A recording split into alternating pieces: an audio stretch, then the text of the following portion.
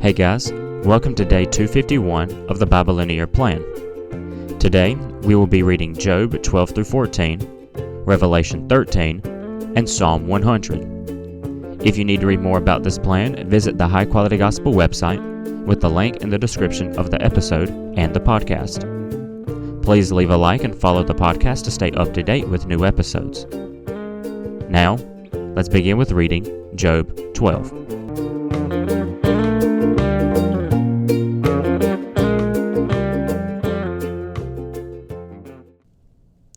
Then Job answered, "No doubt you are the people, and wisdom will die with you. But I also have a mind like you. I am not inferior to you. Who doesn't know the things you're talking about? I am a laughingstock to my friends by calling on God, who answers me. The righteous and blameless man is a laughingstock. The one who is at ease holds calamity in contempt, and thinks it is prepared for those whose feet are slipping. The tents of robbers are safe, and those who trouble God are secure. God holds them in his hands. But ask the animals, and they will instruct you. Ask the birds of the sky, and they will tell you. Or speak to the earth, and it will instruct you. Let the fish of the sea inform you. Which of all these does not know that the hand of the Lord has done this? The life of every living thing is in his hand, as well as the breath of all humanity. Doesn't the ear test words, as the palate tastes food? Wisdom is found with the elderly, and understanding comes with long life. Wisdom and strength belong to God. Counsel and understanding are his. Whatever he tears down, he cannot rebuild. Whoever imprisons cannot be released. When he withholds water, everything dries up, and when he releases it, it destroys the land. True wisdom and power belong to him, and deceived and the deceiver are his. He leads counselors away barefoot, and makes judges go mad.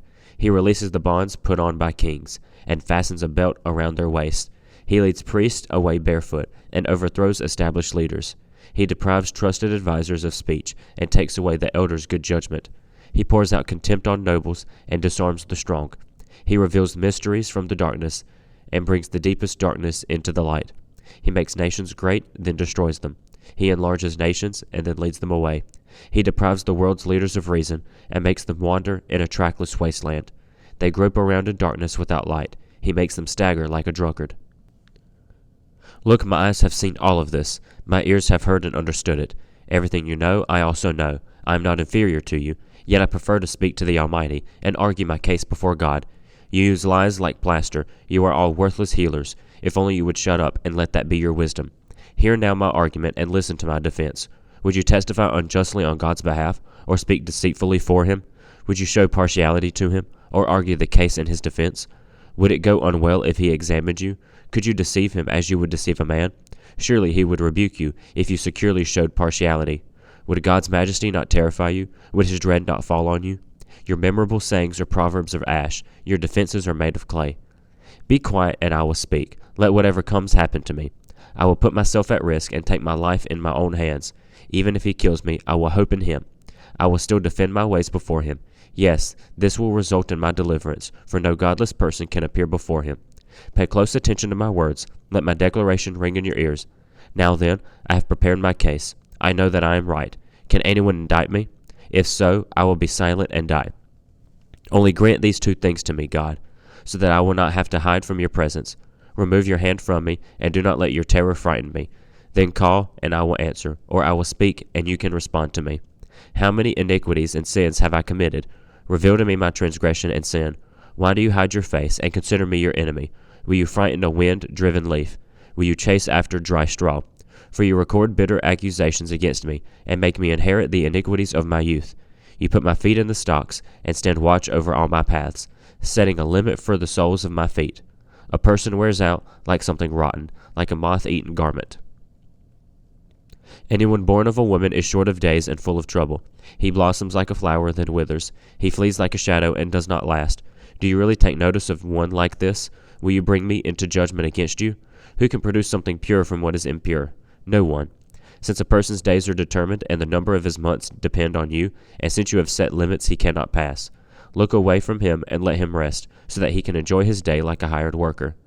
There is hope for a tree. If it is cut down, it will sprout again, and its shoots will not die. If its roots grow old in the ground, and its stump starts to die in the soil, the scent of water makes it thrive, and produce twigs like a sapling. But a person dies and fades away. He breathes his last. Where is he? As water disappears from a lake, and a river becomes parched and dry, so people lie down, never to rise again. They will not wake up until the heavens are no more. They will not stir from their sleep. If only you would hide me in Sheol, and conceal me until your anger passes. If only you would appoint a time for me, and then remember me. When a person dies, will he come back to life? If so, I would wait all the days of my struggle until my relief comes. You would call, and I would answer you. You would long for the work of your hands, for then you would count my steps, but would not take note of my sin. My rebellion would be sealed up in a bag, and you would cover my iniquity. But as a mountain collapses and crumbles, and a rock dislodged from its place, as water wears away stones, and torrents wash away the soil from the land, so you destroy a man's hope. You completely overpower him, and he passes on. You change his appearance and send him away. If his sons receive honor, he does not know it. If they become insignificant, he is unaware of it. He feels only the pain of his own body, and mourns only himself. Now we read Revelation 13. And I saw a beast coming out from the sea. It had 10 horns and 7 heads. On its horns were 10 crowns, and on its heads were blasphemous names. The beast I saw was like a leopard, its feet were like a bear's, and its mouth was like a lion's mouth. The dragon gave the beast his power, his throne, and great authority. One of his heads appeared to be fatally wounded, but its fatal wound was healed. The whole earth was amazed, and followed the beast. They worshipped the dragon, because he gave authority to the beast. And they worshipped the beast, saying, Who is like the beast? Who is able to wage war against it? The beast was given a mouth to utter boasts and blasphemies. It was allowed to exercise authority for 42 months. It began to speak blasphemies against God, to blaspheme his name and his dwelling, those who dwell in heaven. And it was permitted to wage war against the saints and to conquer them. It was also given authority over every tribe, people, language, and nation. All those who live on the earth will worship it, everyone whose name was not written from the foundation of the world in the book of life of the Lamb who was slaughtered. If anyone has ears to hear, let him listen. If anyone is to be taken captive, into captivity he goes. If anyone is to be killed with the sword he will be killed. This calls for endurance and faithfulness from the saints. Then I saw another beast coming up out of the earth. It had 2 horns like a lamb, but it spoke like a dragon. It exercises all the authority of the first beast on its behalf, and compels the earth and those who live in it to worship the first beast, whose fatal wound was healed. It also performs great signs, even causing fire to come down from heaven to earth in front of people. It deceives those who live on the earth because of the signs that is permitted to perform in the presence of the beast, telling those who live on the earth to make an image of the beast, who was wounded by the sword and yet lived. It was permitted to give breath to the image of the beast, so that the image of the beast could both speak and cause whoever would not worship the image of the beast to be killed. And it makes everyone small and great, rich and poor, free and slave, to receive a mark on his right hand or on his forehead, so that no one can buy or sell unless he has the mark, the beast's name or the number of its name. This calls for wisdom. Let the one who has understanding calculate the number of the beast, because it is the number of a person. Its number is 666. Now we read Psalm 100. Let the whole earth shout triumphantly to the Lord. Serve the Lord with gladness. Come before him with joyful songs. Acknowledge that the Lord is God. He made us and we are his people, the sheep of his pasture. Enter his gates with thanksgiving, and his courts with praise. Give thanks to him and bless his name. For the Lord is good, and his faithful love endures forever, his faithfulness through all generations.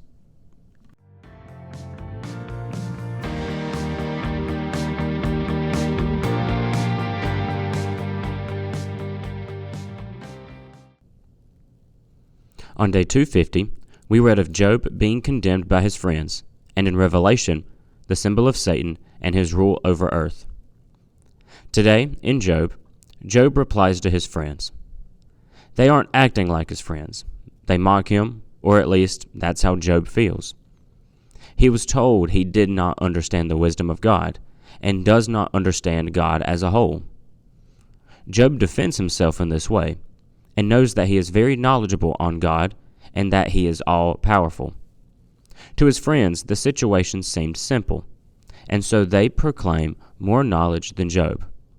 But he responds by telling them they're liars. They hold themselves so high as to pretend to speak for God, and they know what God desires. But instead, they are actually misrepresenting him. Then, Job transitions to talking about something that many people today think about. Job wonders about death and desires it rather than live in his suffering. Job shows that the flesh is weak. We are weak. We are unable to withstand suffering and despair on our own. God only has the power to support us and be with us in this suffering and walk us through it.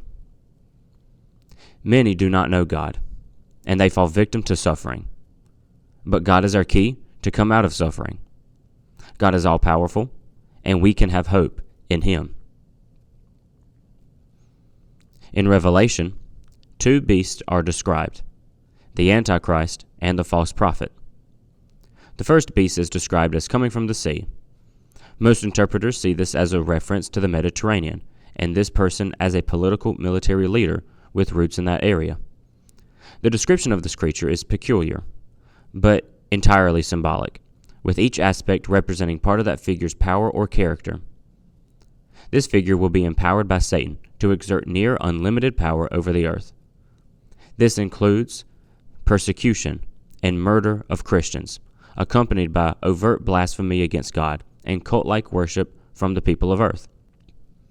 In most interpretations, this is the end times figure popularly referred to as the Antichrist. The second beast arises from the land, which some interpret as a reference to Israel. As with the first beast, the symbolic description suggests his role and characteristics. In this case, those are mostly spiritual and religious. This person is most typically labeled as the false prophet. Through his attempts to mimic Jesus, suggest it might be fair to title this figure as an Antichrist. This person is also supernaturally empowered by the devil, performing false miracles and leading people to worship the first beast. The second beast also implements a worldwide identification, the mark of the beast. Those who accept this mark know what they are accepting. They know what they are worshiping. They know who they're identifying themselves with. They do so maybe because they believe in this figure, in these beasts, and that they believe they are truth, that they are truly God. Or they may do so because being a part of society is more important to them. Either way, we know that these people know good and well what they do. Finally, in Psalm, we see a psalm of thanksgiving. It is a short song about how God is good, and we should praise His name and be thankful that we serve a wonderful God.